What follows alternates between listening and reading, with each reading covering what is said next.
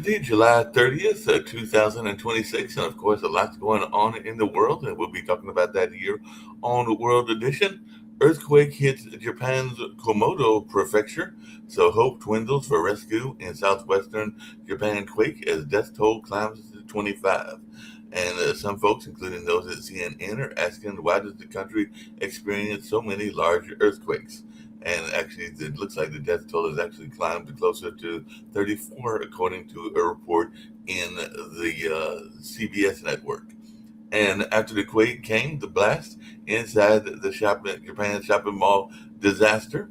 And Poland blames Russia for firing missiles into its territory as Moscow unleashes a deadly attack on Ukraine.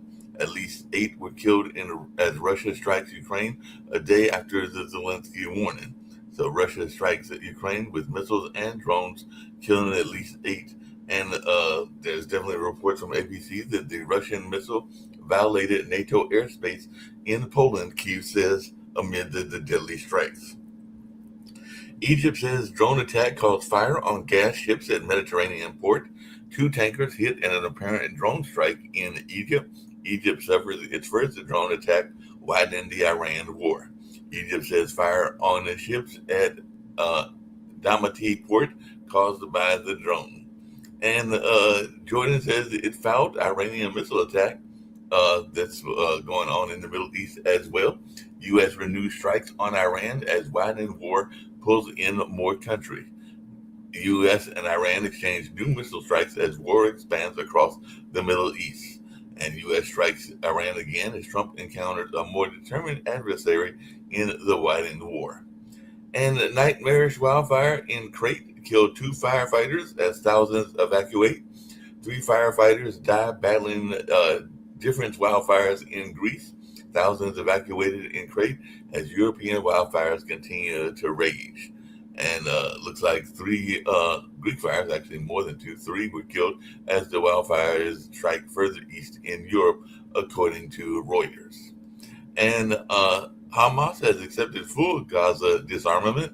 Negotiators meet in Cairo, discuss Gaza's future and Hamas disarmament. So that's something that was reported earlier today, 2 hours ago, that Hamas has accepted a full Gaza disarmament. So definitely that's something that folks are talking about as well. Hamas agrees to hand over weapons, but not to Israel, Palestinian sources say, as they are definitely saying that they will disarm. France allows 84,000 wildfire evacuees to return home as cooler weather moves in. Blazes burning with the intensity of atomic bombs, Europe enters a new era of megafires. France, Spain, and Greece battle wildfires that have forced hundreds of thousands to flee. Very difficult, very hot, on the front line, battling France's huge wildfires is what is being reported on NBC News. After Venezuela's quakes, experts say environmental and health risks have just begun. Church continues to expand its release efforts in Venezuela after surviving earthquakes. A family in Venezuela seeks a new beginning far from ground zero. Definitely, so this is still having an impact, even though that particular earthquake was almost a month ago and everything like that. Prime Minister Tusk says Russia's missiles appear to have come down in eastern Poland. And Wildberries say Ukraine's drone strikes are force majeure. Ukraine has found a new pressure point in Russia's wartime economy. So Ukraine drones strike across Russia, hitting refineries and the Wildberries warehouse. And Benjamin Netanyahu discusses Iran strategy with Donald Trump. It's his decision, is what Netanyahu is saying. Choice on how to proceed with Iran is Trump's, is what he reported yesterday. So he played it safe in Washington and it's cool on Israel. Inside Bibi's portal White House meeting with Trump. So Trump and Netanyahu explored all Iran options, including an attack, is what the Israeli official said yesterday. And GOP senators flipped script on agitators tied to pro-CCB Singham Network. And a French teen was fined $600. Well, it looks like it might have been fined more than that, but he was fined for vending machine straw stunt. So a French student fined over the Singapore straw leaking prank. and actually was $600. So, teen who licked eye jar straw in a viral video was fined $600, and definitely this is a stunt that went wrong and everything. Israel slams Canada for statement opposing the West Bank settlement expansion. UN rights officers are warning of worsening settler violence in the West Bank. UN Secretary General warns that Israel's West Bank outpost plans are violations of international law. So definitely that's something that's going on as well. And animal spillover lab leak, what the scientists say about the origins of COVID-19. So there's still people trying to figure out how COVID-19 began some now almost more than 5 years ago and everything like that. Maybe it was exactly 5 years ago, but I think it was around that time frame. St. Mary's and Newfoundland will no longer reek of rotten fish sauce. So rotten fish sauce that has long stunk up a small Canadian town is finally being removed. A town haunted by the smell of rotting fish for 20 years is finally getting some relief. So that'll be some good news in that part of the area. And hundreds of migrants swim from Morocco to Ceuta. So this is a Spain's Africa Ceuta enclave. Thousands break through the border of Morocco into that region and everything like that. So they left Morocco to go to a Spanish territory, and the leaders of that territory warns of an emergency as 1,500 migrants arrive in 1 week. And Saudi Arabia sinks an international coalition to protect Red Sea shipping from the Houthis. Yemen's Houthis are considering fees for ships sailing through the Red Sea, according to what some sources are saying. And Kenya is investigating the deaths of 15 elephants in Amboseli. So 15 elephants' deaths at the Kenya park may be due to cyanide poisoning. Deaths of 15 elephants in Kenya National Park sparks outrage and investigation. And Saudi defense minister holds urgent meeting with Trump after the Iraqi strikes. So U.S.-Saudi attack on Iraqi military risks drawing them further into the war. And Russia, as I said yesterday, charges Telegram founder Pavel Durov with aiding terrorism. So that's just some of the news from around the world, and we'll get to some other news as well, including some of that from right here in the United States. But I'm going to bring in Rick Rosner as well as Sasha Starr. We'll see if other folks join us as well and everything like that. It looks like the U.S. has renewed those strikes, as I said earlier, on Iran, and the lone Republican who voted against the advancing the bill to put together sanctions on Russia. So folks are talking about that as well after Zelensky's capital visit. Senate sharpens pressure on Russia and Iran. So I guess they're trying to get some more money and everything like that. And John Thune hopes to orchestrate a great Senate escape. So the GOP senator says Thune being too cautious in his talks with Senate Democrats to avoid a shutdown. So he's trying to come up with Iran is insoluble. You can't solve it. But we got ourselves into a situation we can't fix. Look at Russia. Russia's been at war for what, more than 5 years now against a country. Ukraine has less than 40 million people, and Russia with 160 million, they can't beat Ukraine. Now we're newly into a war against a country that has almost 2.5 times as many people as Ukraine and has almost 1 million soldiers. And we're not even fighting the soldiers. We're still bombing from the air. You can't invade them. It would take 500,000 soldiers, U.S. soldiers, to and maybe a couple of years to do anything. So we're screwed there. Yeah, it sounds like we're totally messed up and everything like that. I know Sasha's got his. Yeah, I'll tell you the reason why Russia and United States, two huge countries with supposedly unbeatable armies and substantial strategic nuclear arsenal, cannot defeat a little, much smaller countries without any nuclear arsenal. For several decades, there was assumption of complete fallout and complete annihilation of both countries who will use the all-out nuclear attack. Whether it's the U.S. will start first or Russia will start first, doesn't matter. Say 85% of the country will be annihilate it, and in a secondary strike, the other country will lose 80% of its capacity. So 85 or 80, it almost doesn't make any difference, but they're all being decimated.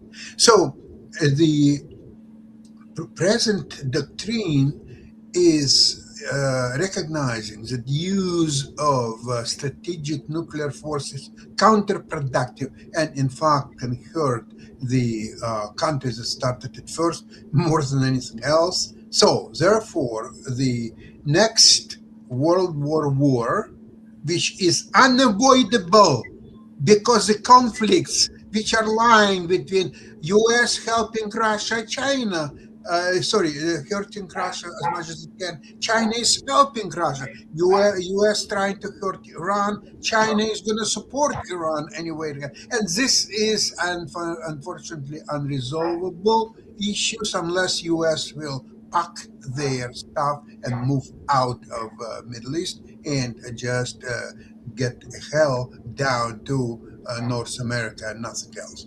So it's unavoidable. Number two, it's going to be conventional war, not nuclear. It's conventional. And therefore, as conventional wars are concerned, both Iran and Ukraine are much more agile, much more persistent, have much more willpower to conduct this type of conventional war than Russia, US, or whoever else is. So this is what's really happening, and explains why US has to pack their thing and run and just give up all the Strait of Hormuz, whoever is going to run it from now on, or whatever else is happening there. Forget about Iran nuclear program. What kind of nuclear program? There is no nuclear program. There are almost like a red material. You're almost like trying to confuse your opponent. There's no nuclear. They don't have any capacity to produce a real nuclear weapon. And therefore, that should be not even discussed. And if that will ever happen, then you can always do surgical strikes against these particular facilities. You don't need all-out war against 91 million people. Is it stupid, isn't it? And never mind that US is running out of interceptors and they have to invest another couple $1 trillion to get it up to speed. And it will take 4 or 5 years to make this interceptors anyway. So the US has no choice. And they're still they're attacking Iraq every night here and there just to say something. They have nothing to say. So this is desperate little attacks here and there, which don't change the picture of this war, and that's why it's all gonna be run down. So Trump is, in this country, Trump is pulling historically low approval numbers. He's way underwater in all major areas: immigration, trade, economy, inflation. Yeah, he's also got some of his lieutenants that are saying some very crazy things and all along those lines. Because I heard that, and you love this, Rick, because as I remember correctly, you identify as a Democrat. I know that there are some people on this network that identify more as independents and all along those lines. But according to Caroline Levitt, the Democrat constituency, which both you and I would be part of, are made up of either Hamas terrorists, illegal aliens, and violent criminals. I don't think that I follow. Okay, so we have 95 days until the election, 96 days. Yeah. And every day is going to get a little crazier in terms of the rhetoric coming out of the White House, in terms of how angry people are going to be. So, like yesterday, we had Fauci testifying and refusing to taking the Fifth Amendment in front of Congress. Now, this is year 6.5 of COVID. COVID popped up at the very beginning of 2020. Right. 6.5 years later, the Republicans, who have nothing to run on, are trying to run on getting people angry about shit that happened 6 years ago. Yeah, that makes sense. And they're running on saying that if you vote for Democrats, you're voting for communism. which is horseshit.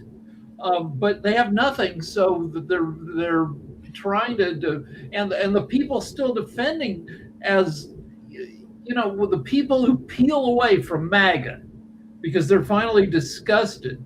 Those are the smarter people among MAGA. So the more people who peel away from MAGA, the dumber the rest of the average IQs of the rest of remaining MAGAs are, and they're angrier, they're more nonsensical, and it's going to be a miserable next 3 months until miserables and everything like that. There is a nomination fight that's going on, and one of our people connected to North Carolina, Tom Tillis, as well as Senator Cornyn, they have forced a delay because of Trump's IRS deal and everything like that. So what is our thoughts? And there's also some notion around the fate of Trump, anti-weaponization. Well, let's do the background.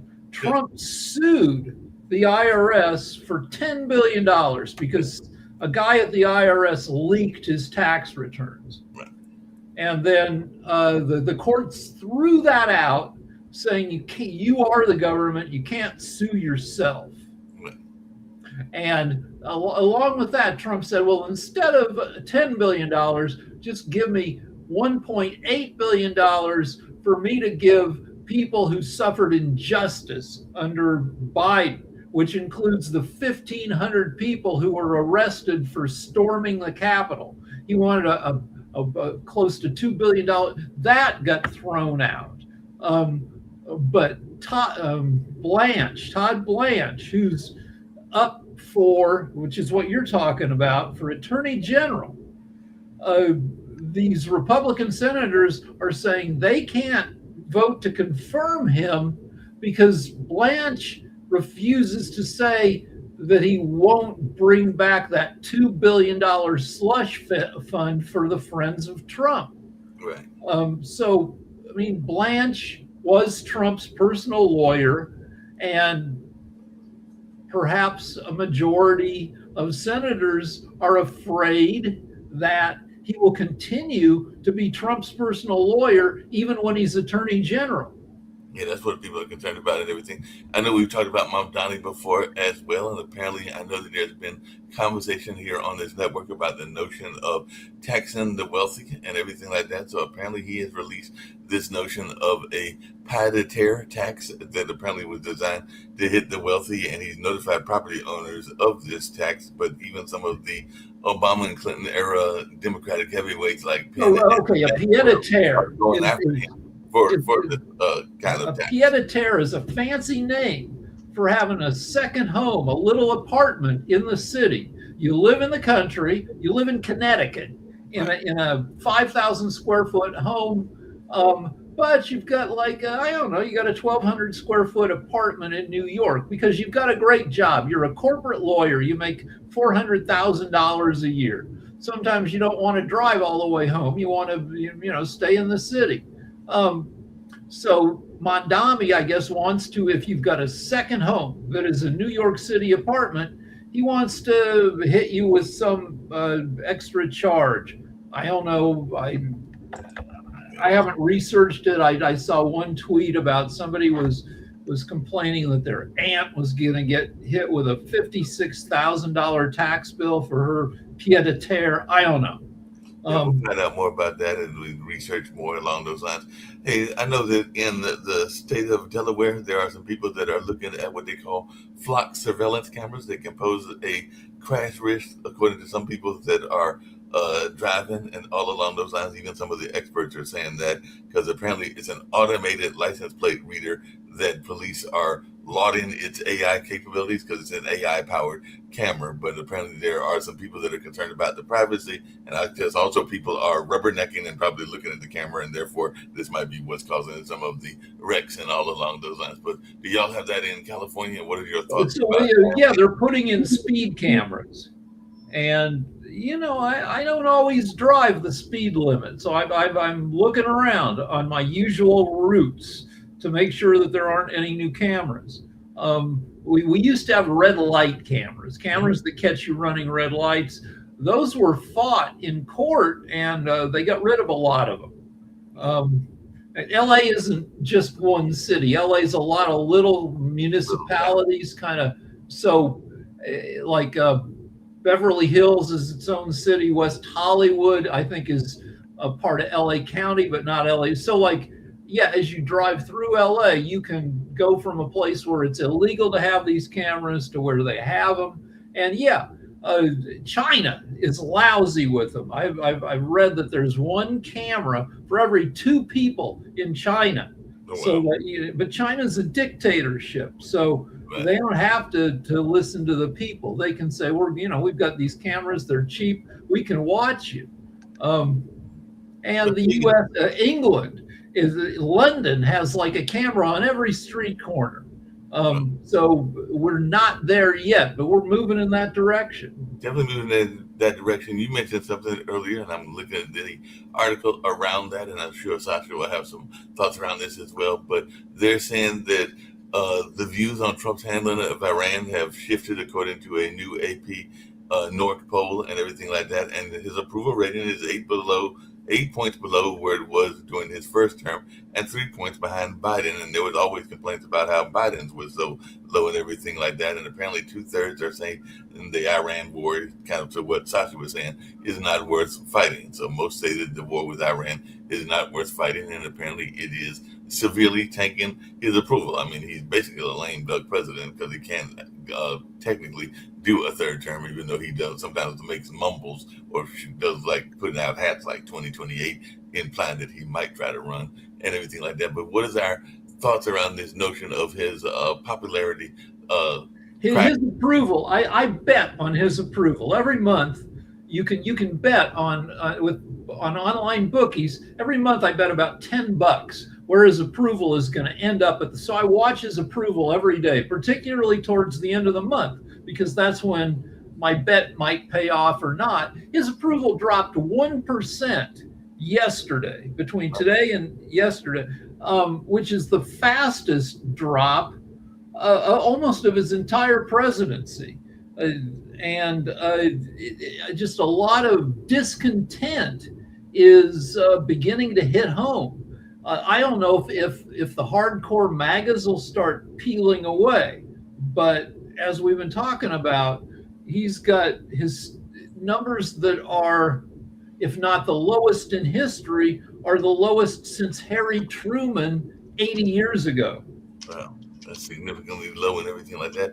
And they look like there's a case that might help his popularity, might not. But the DOJ has tapped a never-used alien terrorist court to deport the mother of a convicted ISIS person and everything like that. So alien terrorist removal court to hold its first ever hearing after 30 years. So the Justice Department is bringing its first case in the dormant alien terrorist removal court, and they're asking the secretive court to deport an Afghan woman allegedly tied to ISIS-linked Palat in first ever test case. So we'll see if this gets a lot of people up in arms, or folks are just like, hey, they need to send that person back, or what happens in that particular case. And I think one little case in the middle of all this is going to just be noise. Yeah, it might be noise.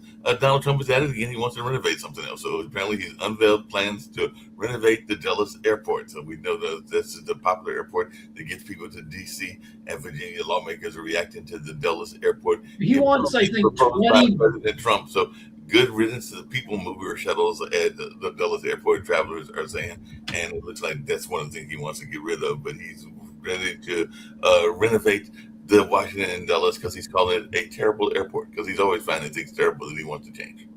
Yeah, he wants $22.5 billion to renovate his local airport. And people are pissed at stuff like this. This the gas prices are $4.10 a gallon. This is week 13 of gas above $4 a gallon. This is week 21 of gas above $3 a gallon. He promised us $2 a gallon gas, and he's spending his time and money, attention on this bullshit.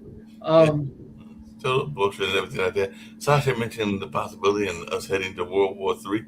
Apparently, there's a story involving World War II, because apparently like happened with the Titanic and a number of other historical disasters. There is always people that are trying to rescue people, and apparently there was, according to the Wall Street Journal, a daring mission to recover World War II POWs from the bottom of the ocean. So I assume these are folks that were never rescued and eventually drowned and everything like that. So they are trying to rescue them, and apparently it's very daring because you've got to go down into the depths of the sea in order to find these remains and everything like that. So I did see that story pop up across the Wall Street Journal and everything like that. So I don't know how y'all feel about these rescue missions. I mean, that's fine. I mean, okay.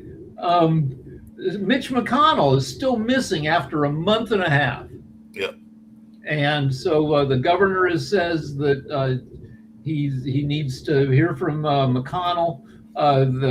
In Washington, his aides still go to work, and then reporters chase after him and ask, what's going on with Mitch? And then they run away from the reporters. There's like a lot of cat and mouse between the reporters and Mitch McConnell's staff and everything like that. This is another name that I had not heard of in ages because it was part of during the pandemic, so it probably got lost in the news shuffle. But I do remember the case. It was an infamous case of Salman Rushdie and everything like that. And apparently the man convicted has been convicted in a terrorism trial over the 22 stabbing of author Salman Rushdie. So I guess they had the trial and they've now convicted this man and all along those lines. But I do remember that was back in the late 90s when Salman Rushdie was being threatened because so Salman Rushdie wrote a novel called The Satanic Verses. Right. And he's a really good writer. He wrote a book that featured, I think, the Prophet Muhammad. Right. Doing things that Muhammad traditionally doesn't do. Right. And because of that, some imams issued a fatwa against that he needed to be killed. Right. And so, and then Islam isn't just one thing. It's 2 billion people. Most Muslims are reasonable, but anytime you've got a huge amount of people, there are going to be some assholes. So some Muslim leaders said he needed to be killed. Then some of them said, nah. Then anyway, this was, like you said, 30 years ago, but 20 years after that, he was, the stuff had died down, but he was having a public appearance and some lunatic stabbed him 20 times. He lived. He was blinded in one eye. And now we're talking about the guy who stabbed him. Yeah.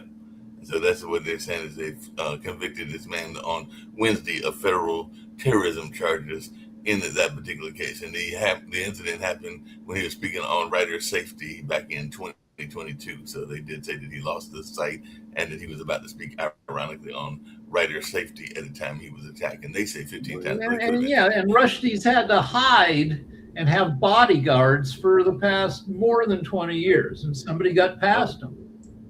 Somebody got past those bodyguards and everything like that. What's going on? I know you talked about it yesterday, Sasha, but what's going on in the Ukrainian war and everything like that? I know that I heard and I reported before y'all got here that Russia launched another attack on Ukraine. I think they're starting to use drones as well and all in that space. But what is your take on what's going on in the war as both sides are now using the drones? Well, nothing new is there that Putin is going to continue his war and horrible terrorist attacks while he's alive. How long is he going to be alive yet? It's an interesting question. He can be killed by some of his own defenders. He can go away from natural causes. We'll see. It will happen sooner or later. Unfortunately, if it's going to be later, then there is a lot of damage he can still continue to create. Although I must say that Ukraine is doing much more damage to Russia than Russia to Ukraine. Look at the last attack, the last night attack, several cities, ballistics, so on. The result is because there was a lot of people were aware of upcoming attacks, so they took refuges in also all kind of shelters. And in all this night attack, 10 people were killed and few are in hospitals. For this all-out grandiose attack, 10 people. Remember how many people were dying in Dresden or Hamburg during Second World Like War? 80,000 people in one night when they did the fire bombs. Yeah. They dropped enough bombs over Dresden at the end of the war that the whole city erupted in one giant fire that killed, Yeah,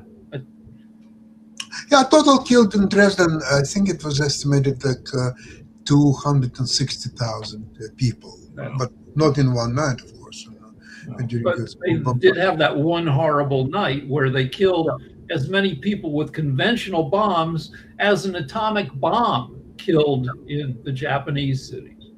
Yeah, correct. So the Ukraine is getting stronger and stronger. They have now their own very capable production, not only drones, but now ballistic missiles as well. And we'll see whether Russia has adequate defense against these missiles. They will start their bombardment in September. So the situation for Russia is really horrible, and I don't know why Putin is not asking his friend Donald Trump to help him out, to give him some money, ammunition, I don't know, something. No, he's not asking. And Donald Trump these days, he's not saying how great Putin is and what a great leader he is. What's happened, Donald? Why are you not praising your friend Vladimir? What's happened? What's the problem? I think the problem is that he is attracted to so Ukraine is producing dozens of missiles a month now, along with an average of close to 20,000 drones a day. So they just pump out the drones and then they hit Russian forces and refineries and other targets with 9,000 to 10,000 drones a day. It's wave after wave of them, and they're hard to defend against. Yeah, very hard to defend against and everything like that. So that's definitely one of the major stories. I'm seeing this other story that I don't know if you saw this, Rick, but I know that sometimes Kim is very big on the sexual harassment cases that have come out of the Republican Party and all along those lines. But apparently there's one that's coming out of St. Paul, and I think it's a Democrat. But the first female mayor is under investigation after police chief's sexual and harassment charges and all along those lines. And that's actually a rarity from what I understand, because most of the time women are not the ones that are being accused of sexual harassment. Not saying that women can't do sexual harassment just like men can do it as well, but she's being investigated, and she's saying that she's cooperating with the investigation and all along those lines. So we'll see what happens in this case and whether you didn't say what city, the mayor of which city? St. Paul. St. Paul. Okay, all right. St. Paul, Minnesota. Okay. So, and it's very, there's always a few sex scandals brewing. There's this Republican senator, Bernie Moreno, who was one of the guys, I think he he used the F word in a hearing on Fauci yesterday. What the F are you doing? What the F did? And so anyway, this guy, people are questioning him because his daughter is married to a Republican candidate or a Republican congressman, or they were separated. And the congressman, the wife is accusing him of throwing boiling water at her while she was holding their baby, of breaking the baby's collarbone, of a lot of physical abuse. And the Republicans are being criticized for not looking into this. And Moreno is being criticized for not defending his daughter and his granddaughter against this guy. Yeah, speaking of not defending and everything like that, or being defended, Trump apparently, as of yesterday, wants to appeal the $83.3 million E. Carroll civil verdict that the Supreme Court put out there. So Trump is asking, well, actually, it was another court, but Trump is asking the Supreme Court to overturn the $83.3 million award in the Carroll defamation case. So is he going to win this case? I mean, I doubt it, because it's an identical case to the case that he just lost for $5 million. So what happened was that 20 years ago or so, Trump, I guess we can say Trump did what they call it digital rape. It's when you jam your fingers in somebody. Right. He attacked E. Jean Carroll, who at the time was a very attractive woman. Now she's 83 or 84, so she doesn't look as good as she did back then. But he attacks her when she's in her early 60s, does digital rape in a dressing room. She starts talking about it, and Trump libels her, slanders, I forget which is, says she's a crazy bitch and it never happened. She takes him to court. She wins. She convinces the jury that what she said happened. He has to pay $5 million. After the ruling, he says the same shit that he said that got him in trouble the first time. She takes him back to court. This time, the jury finds him guilty again, or libel again, this time for $83 million.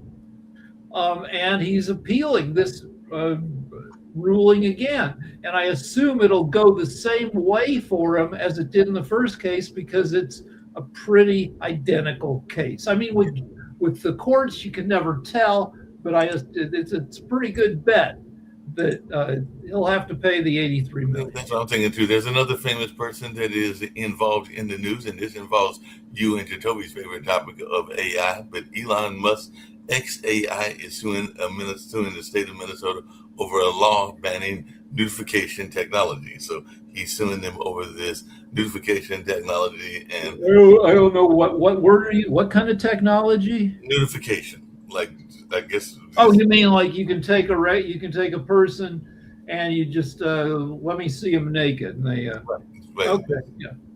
And yeah, Musk is suing to protect his, I guess, the right of his technology on X, for instance. If you want to see somebody naked, then he wants to keep doing that. Yeah, there are laws against this in plenty of states. Right. And Musk, being the world's richest man has not stopped him from being a jerk. No, it hasn't stopped him from being a jerk at all. And apparently, speaking of jerks, there's another case in the Republican primary. This looks like this is in Tennessee, where there's a $2 million effort to oust Republican Andy Ockles in his Republican primary. So Trump is trying to shield Tennessee conservative firebrand from the primary challenge. It looks like he's trying to protect one of his allies and everything like that. But there's a whole lot of money going into these political races. I know that they spend a whole lot of money, as Steve mentioned, here in North Carolina in the race between Cooper and his opponent and everything like that. And actually that race is tightened. I think that Steve said it's down to like 3%. And every time I turn on my TV, I'm getting flooded with Watley commercials. That's the gentleman's name, is Watley. Okay, so AI tells me that the midterms will cost $11.6 billion in political advertising, which is up from $8.9 billion spent in the 2022 midterms, and even more than during the 2024 presidential election cycle. Yeah, and you mentioned earlier, I know that it's come up in conversations even with both Steve and Jacoby, and even sometimes Sasha, this notion of the Democratic Socialists, you mentioned it earlier today, and everything like that, but they're saying that El Said is leading Stevens by 15 points in Michigan Senate primary, and I know that might be concerning some people that want a more established candidate, and I think that that's where they're pushing Stevens and everything like that, but right now, El Said is leading by 15 points, and he is one of those Democratic Socialists that has been winning quite well. And even though people don't necessarily understand the terminology and everything like that, and they're trying to paint it as what it is not, which is not communism. But what is our take on this notion of this race? Because this is one of the premier races that's existing between quote unquote established candidate versus a more progressive candidate. So I just saw a headline that says that 1/3 of Democrats now identify as democratic socialists. I think that's bullshit. But some survey returned that result. But surveys can be bullshit. It depends on how you ask the questions. It depends on how you gather the people you ask. But the Republicans will certainly use this and are using it in the lead up in the 95 days until the election, saying that if you vote for, for Democrats, you're voting for Soviet-style communism, which you're not. Not voting for that at all, but I'm sure that they'll also be using some of the things that are going on, like even some of the groups that are demonized. Haitians are definitely one of those groups, and in South Florida, they're saying Haitian DPS holders are bracing for the end of their legal status. They immigrated legally, and under Trump, 1.8 million have been delegalized, and there's no planned surge, according to Governor DeWine, in immigration enforcement after the end of the temporary protected status. I just actually had a group that came to the cultural center that I work at. I think that was about 3 weeks ago or a month ago. They were from Haiti. They were actually from a church in Florida connected with that area. So among the shit that people, that voters are pissed off about, is economic inequality. Right. People like Musk having $1 trillion and the middle class not having had any real increase in wages since the 1970s. But I got to mention, in addition to economic inequality, there's intelligence inequality, that the MAGAs get stupider and everybody else gets, because of social media, because of AI, they're saying that Americans, the average IQ of all Americans is dropping by 3 points a decade. So we're all getting a little stupider. But the MAGAs are getting a lot stupider. Yeah, they're getting even more stupider and everything like that. I've got a positive news story that is a little bit away from our politics, but it is a fun story. I think that folks will enjoy it, even though the person that was doing it wasn't enjoying it. But apparently, a Montana nurse, David Cefaldi, was impaled by a trekking pole. So he was hiking and he got impaled by a pole, and he had to trek 10 miles to safety. He fell on his own pole. Some people, when they hike for stability, they hold what look like ski poles. Right. He slipped on loose rocks. He fell on his pole. It went through the side of him. And he didn't want to get helicoptered out because he said that would have cost him a year's wages. So he broke off the ends of the poles. He was with two friends. They broke off the ends of the poles, so he only had about this much sticking out of him, and they walked him down 10 miles to civilization because it was going to be a lot cheaper to walk him out than to copter him out. Sasha had a thing to say. Yes, go ahead. Okay, speaking about election, I don't see any problem with Democrats campaigning and winning on a socialist, communist, or whatever you want to call it, agenda. Obviously, you know what I mean, that socialism and communism in reality, they mean very different things than what is accepted in North America, but nevertheless. So let's see if they will take, let's say, Scandinavian model, and will make people making, say, over $400,000 a year at draconian taxes, up to, say, 97.5%, right? So supposedly these people will immediately run to Argentina or Australia or some other ways, so they will leave United States, right? Okay, and what is the damage to United States if all these people will leave? Because there is no use for this money to American people rather than these billionaires themselves. So the people, they will not lose anything by these people run away and relocating to different countries and so on. And even they will not be able to take with them everything. They will have to still leave properties and stocks and so on. So it could be administered as well. Anybody explain to me what's wrong with this? Yeah, there's nothing wrong with We've that. had this in this country from 1944 through 1963. The top tax bracket in the U.S. was above 90%. If you, in 1960, if you were a single filer making more than $200,000, any income above $200,000, you were paying 91%. And what was wrong with that? What was wrong with that? Why people didn't like it? Most people were okay with it. Most people didn't make $200,000. That's the equivalent of making 1.5 million in today's money. Obviously. So why it was then canceled? Because rich people, they call it regulatory capture. That's where you buy politicians because the U.S. recently in the past 10, 20 years has had Supreme Court rulings that say money is speech and people should be free to spend as much money as they want on politicians because it's just like talking to them. And so when you can buy politicians, you can pay them to roll back the tax rates. And that's what's been going on since frickin' Reagan. And I think the top tax bracket now is what, 38%, compared to the highest we've ever had. It was in the 50s where it hit, 1944, in the middle of World War II, the top rate hit 94%. And now it's about right. So now there is a war now as well. I mean, so what's the difference between this war and that war and so on? I think this war is much more dangerous for the United States than Second World War, because by the time that U.S. entered a European Second World War, the spine of Germany was already broken. Germany was already not defeated de facto, but it was on the verge of being defeated.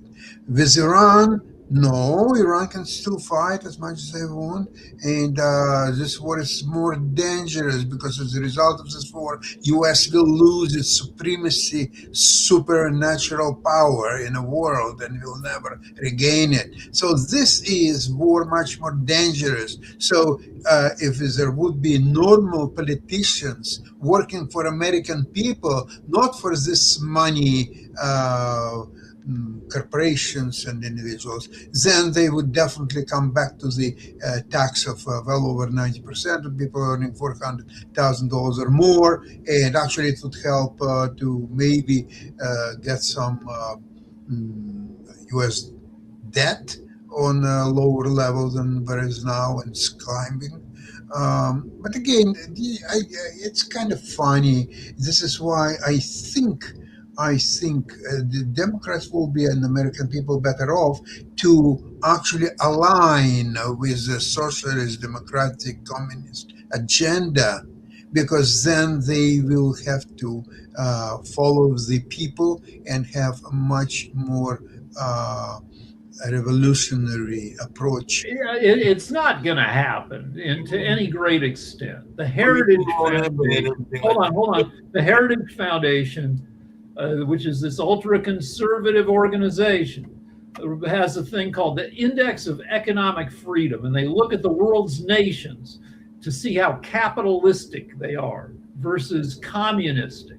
And the U.S., year after year, has remained steady as the most capitalistic large nation in the world. So, and that Do you think it's relevant today? With a debt of $40 trillion, this is exemplary a capitalist system? I disagree with that. Well, that debt it's bad. It puts pressure on, because we're paying what, $1 trillion a year on the debt, on our credit card bill, basically. Yeah, we're paying some ridiculous amount and everything like that. Hey, Jacoby, just really quickly, because one of the things that is happening, even with the Democratic Socialists, is that they are appealing to the young folks. As y'all know, I went to Marquette in Wisconsin, and there is a very popular Democratic socialist that is leading in that area and everything like that. So she's the leading candidate, Ms. Hong, Francesca Hong, and I'm seeing that she's doing a lot of very innovative kind of politics. She's almost like an AOC because I think she used to be a bartender and do a number of other things as well. But she's been having dance party rallies, slumber party style live streams, cooked out on a dairy farm, community art making, and a recurring game of Loteria, which is apparently a Mexican game of chance style to represent her policy positions and everything like that. But of course, she wants things like free school meals and overturning Act 10, and she wants universal child care, and it's called for the establishment of a public bank, and is the only Democrat to support a moratorium on data center construction. So I just wanted your thoughts about this appeal from some of the Democratic socialists to the youth vote and everything. She's not a older woman herself. I think she's like 37 or something like that. So what is your take on this appeal to the young folks in this populist kind of movement? It's not really an appeal. It's just who she is. Also, if you don't have shit, you don't have anything to lose. Gen Z's average annual salary is $39,400. I mean, she's a chef and a bartender, so I doubt she's making that much money and everything like that. Not knocking those fields. I mean, okay. So the Gen Z makes $39,000 a year. Gen Z lives in crappy apartments where, you know, 3 people combined pay, you know, if they're in a big city like New York or LA or San Francisco, they might find some crappy apartment for $3,500 a month to split among 3 or 4 people. So, you know, Gen Z is not doing that great. So Gen Z would be fine with taxing, you know, people who are making $1 million a year a little bit more. Right now, the highest tax bracket is 37%. If you're making $2 million a year, for every $1 million you make, you're paying $370,000, but probably not, because you probably have hired, you know, a decent accountant who can figure out how to shield a bunch of your money from taxes.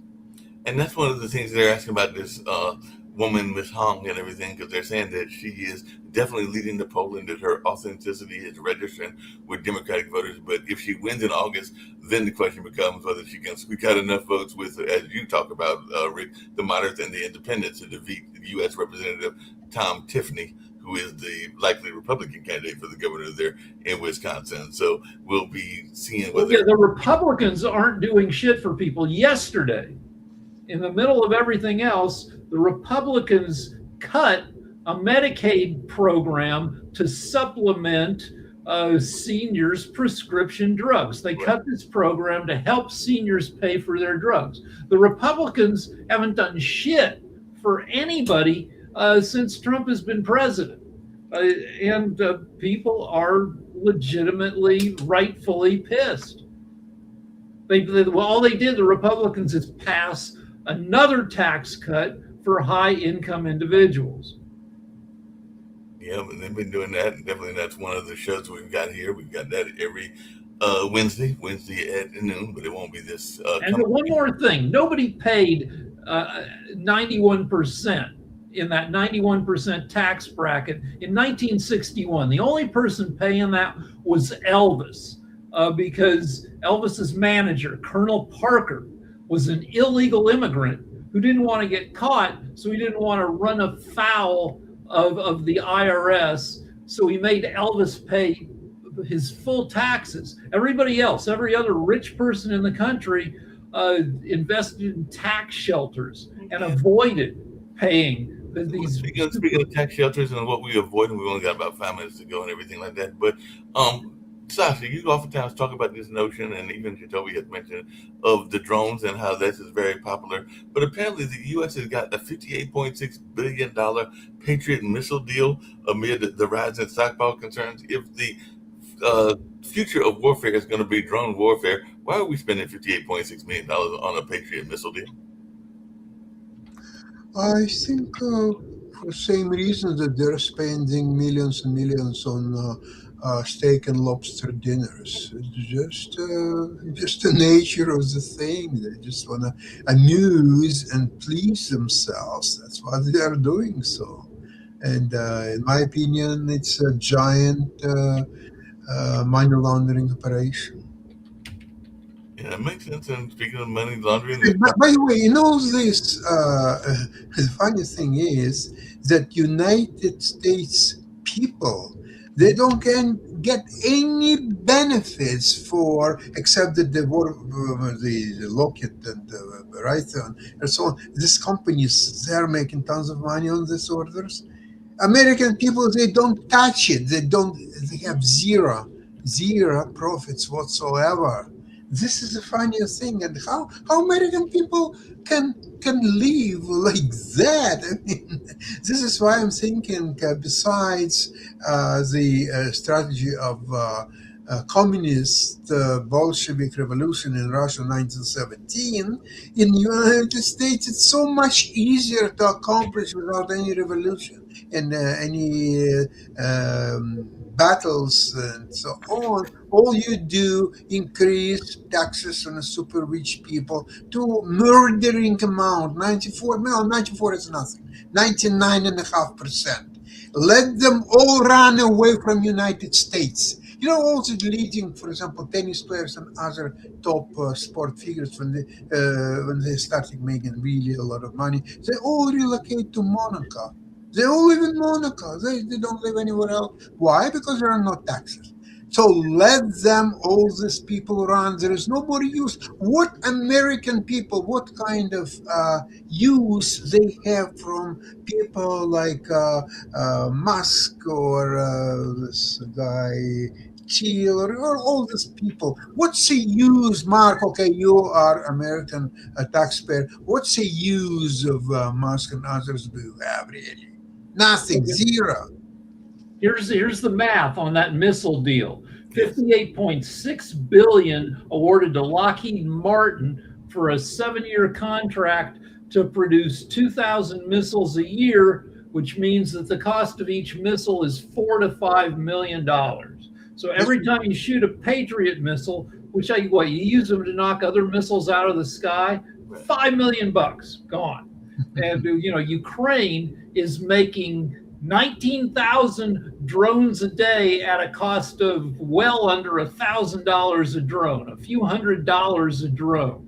And so our military systems they're kind of fat and perhaps behind the times. It's all about corruption, because in all these multi-billion dollars contracts, there are some payouts, there are some deals. Okay, you give me this order, I'll give you that much from this order, and so on. And on drones, there is very little profit, if any. So therefore, they don't want to switch to a complete drone strategy, because there will be no more money to be made.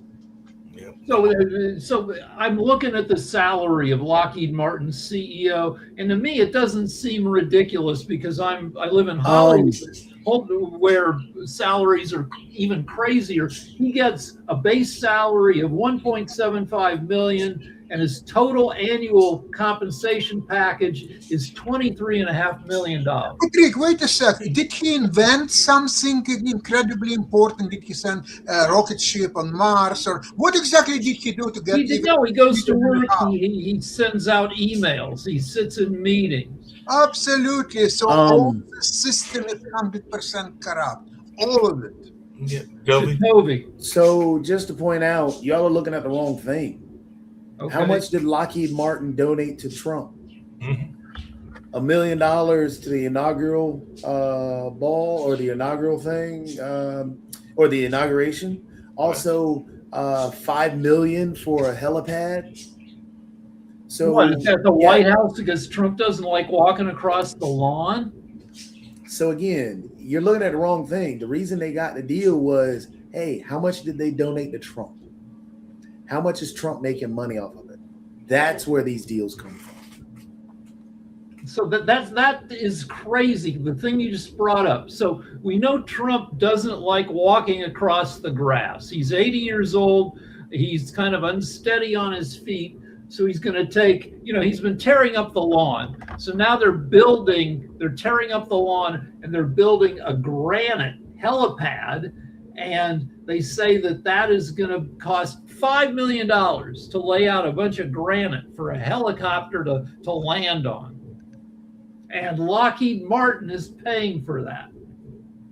Yeah, they're paying for that, and apparently the Trump administration said on Wednesday it will immediately release $600 million in congressionally appropriated funds for vaccines for the world's poorest countries after Washington withheld the money over unsubstantiated safety concerns raised by U.S. Health Secretary Robert F. Kennedy Jr. So apparently there was like conflict within the White House as to whether they should or shouldn't do it, because even Marco Rubio said in June that it was time to re-engage with the Geneva-based Global Alliance, Gavi, who helps the world's poorest countries buy vaccines to protect children from diseases such as measles and diphtheria. So definitely he was citing both congressional concerns and our goal on global health. So it sounds like there's some friction within the White House as well, even over like issues around the pandemic and around health.